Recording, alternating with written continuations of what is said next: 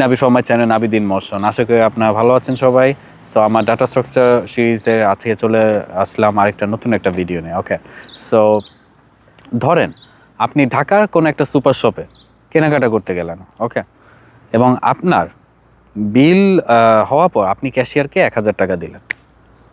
সে আপনাকে খুব ফ্লুয়েন্টলি আপনাকে ৮৭০ টাকা ধুম করে ফেরত দিয়ে দিল। ওকে, আপনি কি একবার খেয়াল করেছেন যে ক্যাশিয়াররা যখন টাকা ফেরত দেয় তারা কিন্তু ড্রয়ার খুলে আন্দাজে ১০, ২০, ৫ টাকা এরকম নোট গোনা শুরু করে না। ওকে, তাদের কিন্তু একটা প্যাটার্ন আছে। তারা খুব সাবকনশিয়াসলি একটা ট্রিক ইউজ করে। তাদের গোল কি? গোল হলো কমসে কম আমি নোট ইউজ করব। ওকে, আমার বেশি নোট আমি ব্যবহার করব না টাকা রিটার্নের ক্ষেত্রে। সো ৮৭০ টাকা বানানোর জন্য সে কী করে, আপনার প্রথমে ড্রয়ারে সবথেকে বড় যেই নোটটা আছে সেটাকে হাতে নেয়, রাইট? অর্থাৎ একটা ৫০০ টাকার নোট নেয়, এরপর বাকি থাকে ৩৭০ টাকা। সো এটার জন্য সে ফার্স্টে ২০০ টাকার নোট খুঁজে পেলো, তাহলে ৫০০, ২০০, ৭০০ গন। দেন তারপর সে একটা ১০০ টাকার নোট নেয়। ওকে, ডান, ৮০০। তারপরে কী করে সে ৫০ টাকা একটা নোট নেয়, ২০ টাকার নোট নেয়, বাস আপনার ব্যালেন্স মিলে গেল ৮৭০ টাকা। ওকে, সো এই যে ক্যাশিয়ার ভাই প্রতিটা স্টেপে ড্রয়ারের সবচেয়ে বড় বা বেস্ট পসিবল অপশনটা লুফে নিচ্ছিল, যেন সব থেকে কম সংখ্যক নোট দিয়ে টাকাটা ফেরত দেওয়া যায় আর কি ক্লায়েন্টকে। কম্পিউটার সায়েন্সের ভাষায় এটাকে আমরা বলবো কি, গ্রিডি অ্যালগরিদম। ওকে, সো এর মূল ফিলোসফিটা হলো যে আপনার ভবিষ্যতে কি হবে আমার দেখা দরকার নাই। ওকে, এই মুহূর্তে ফর এক্সাম্পল আমার সামনে যেই অপশনটা সবচেয়ে লাভজনক বা বেস্ট মনে হচ্ছে, আমি ওইটাই নিয়ে খুশি থাকবো। ওকে, সো আজকে আমরা কোনো বোরিং থিওরি বা কোড দেখানো ছাড়াই আমরা বোঝার চেষ্টা করব যে কীভাবে এই গ্রিডি মেকানিজমটা আসলে কাজ করে এবং কিভাবে এটা ইউজ করলে আপনার কোডের স্পিড অনেক বেড়ে যায়। ওকে, সো হ্যাঁ, সো আপনার ফার্স্টে গ্রিডি মেকানিজম কীভাবে কাজ করে, রাইট, সেটা আপনাদেরকে বুঝতে হবে।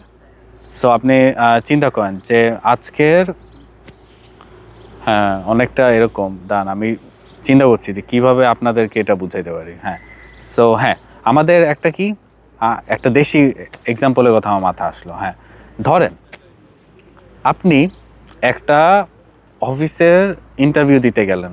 ওকে, সো আপনার সামনে 2টা চাকরির অফার আছে। ওকে, খুব ভালো, কংগ্রাচুলেশন।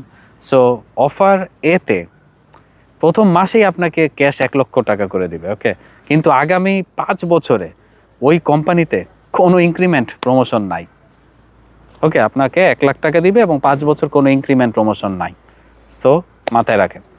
আর অফার বি হলো প্রথম মাসে বেতন মাত্র ৩০,০০০ টাকা, কিন্তু বছরে ডাবল ইনক্রিমেন্ট হবে এবং ৫ বছর পর আপনার স্যালারি দাঁড়াবে লেটস সে ৫,০০,০০০ টাকা। চিন্তা করেন ব্যাপারটা কি হতে পারে এখানে। এখন আপনি যদি একজন গ্রিডি অ্যালগরিদম হতে চান, আপনি কোনো রকম চিন্তাভাবনা ছাড়াই কিন্তু ডিরেক্ট আপনি অফার এ নিয়ে নেবেন, রাইট? কারণ গ্রিডি মেকানিজমটা কি, ভবিষ্যতের ৫ বছরের যে গ্রাফ আছে, গ্রাফ ক্যালকুলেট করার জন্য কষ্ট করতে চায় না। ওকে, সে দেখে যে আজকের দিনে দাঁড়িয়ে কোনটাতে বেশি ক্যাশ টাকা আমি পাচ্ছি। সে এই যে প্রতিটা ছোট ছোট স্টেপে, বা আমি যদি বলি লোকাল লেভেলে এসে আপনার বেস্ট ডিসিশনটা নিতে হচ্ছে, এটাকেই আসলে বলে কি লোকাল অপটিমাল। সো এর সবচেয়ে বড় পাওয়ারটা হলো যে এটা আপনার কম্পিউটারের ব্রেনের উপর প্রেশার একদম জিরো করে দেয়। সো তাকে কোটি কোটি ফিউচার কম্বিনেশন হিসাব করা লাগে না। সে জাস্ট কী করে, বর্তমানের বেস্ট যে অপশনটা থাকে সেটা ধরেই সামনে সে এগোতে থাকে।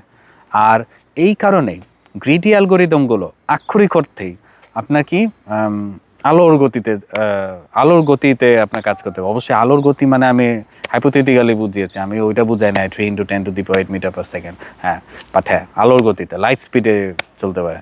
সো আমি যদি আরও এক্সাম্পল আপনাদেরকে দিই, যে গুগল ম্যাপসের বাইনোকুলার ভার্সেস আপনার একটা কি দস্যু বনহুরের একটা ট্র্যাপ, হ্যাঁ এরকম টাইপের যদি একটা আপনাদেরকে এক্সাম্পল দেই, তাইলে আপনার আরও ভালো ভালো বুঝবেন।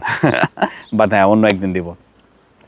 এখন আপনাদের একটা প্রশ্ন আসতে পারে যে ওকে ভাই, তাহলে সবসময় যদি এআই বা অ্যালগরিদম শুধু বর্তমানের প্রফিট দেখেই চলে, তাহলে তো ভাই সে অনেক সময় কি ভুল রাস্তায় ঢুকে যেতে পারে, রাইট?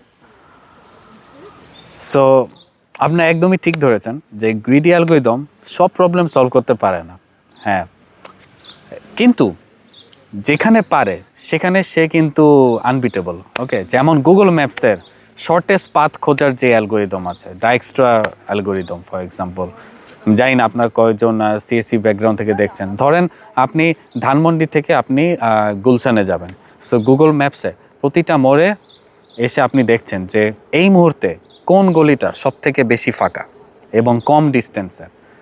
সো সে কি করবে, আপনার ওই গলি দিয়েই কিন্তু আপনাকে ঢুকিয়ে দিবে, রাইট? সো বেশিরভাগ সময় এই লোকাল চয়েসগুলো মিলে একটা কিন্তু ম্যাগনিফিসেন্ট একটা গ্লোবাল সলিউশন তৈরি হয়ে যায়, রাইট? সো এবং আপনি কি ফার্স্ট আপনার ডেস্টিনেশনে বা গন্তব্যে আপনি পৌঁছে যেতে পারেন। কিন্তু এবার ট্র্যাপটা আপনাদেরকে বোঝা লাগবে যে যেখানে গ্রিডি অ্যালগরিদম পুরোপুরি ফেল করে সেটাও আপনাদের একটু চিন্তা করা লাগবে। সো ধরেন আপনি একটা পাহাড়ের চূড়ায় উঠেছেন, যেখানে কি আপনার টাকার একটা থলে আপনার লুকানো আছে। সো গ্রিডি অ্যালগরিদম নিচে দাঁড়িয়ে দেখলো যে ডান পাশের রাস্তাতে একটু খাড়া উপরের দিকে উঠছে, ওকে, এবং ওখানে একটা 10 টাকার নোট পড়ে আছে। চিন্তা করেন সিনারিটা কী হবে। সে কিন্তু লোভ সামলাতে না পেরেই ডান দিকে হাঁটা শুরু করে দিবে, রাইট?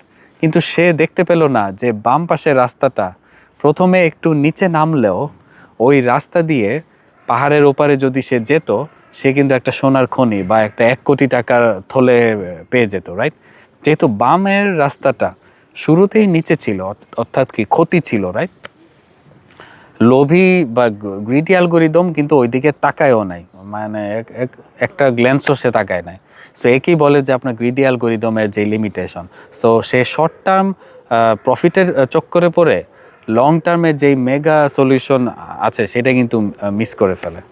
ওকে, সো এটা একটা সুন্দর একটা উদাহরণ আমি দিতে পারি। সো হ্যাঁ, সো দিন শেষে আমি যদি শেষ করি 7 মিনিট, হ্যাঁ, সো দিন শেষে গ্রিডি অ্যালগরিদমস মানে শুধু জাস্ট কি হ্যাঁ স্বার্থপরের মতো ডিসিশন নেওয়া না কিন্তু, ওকে, এটা হলো আপনার একটা পারফেক্ট সলিউশনের পেছনে ব্লাইন্ডলি কোটি কোটি টাকা আর প্রসেসিং পাওয়ার নষ্ট না করে একটা কি গুড এনাফ বা অত্যন্ত কাছাকাছি প্রিসাইজ একটা অ্যান্সার খুব ফাস্ট খুঁজে বের করার একটা প্রসেস। ওকে, সো একজন সিস্টেম আর্কিটেক্ট হিসেবে আপনার কিন্তু জানতে হবে যে কোন প্রবলেমে আপনি গ্রিডি শটটা খেলবেন, ওকে, আর কোন প্রবলেমে আপনি ফিউচার ক্যালকুলেট করবেন। ওকে, সো আমাদের এই ডেটা স্ট্রাকচার সিরিজের 14 নম্বর এপিসোডও আজকে সাকসেসফুলি শেষ হয়ে গেল। সো আশা করি আপনারা এনজয় করেছেন। এখন দেখা যাবে আর কি নেক্সট একটা ভিডিওতে। আশা করি আপনারা সবাই ভালো থাকবেন ততদিন পর্যন্ত। আর আপনার স্টে টিউনড, লাইক দিতে পারেন ভিডিও, কমেন্টে আপনাদের অনুভূতি জানাতে পারেন। এই বলে আজকে ভিডিও শেষ করছি। তারা বাই বাই।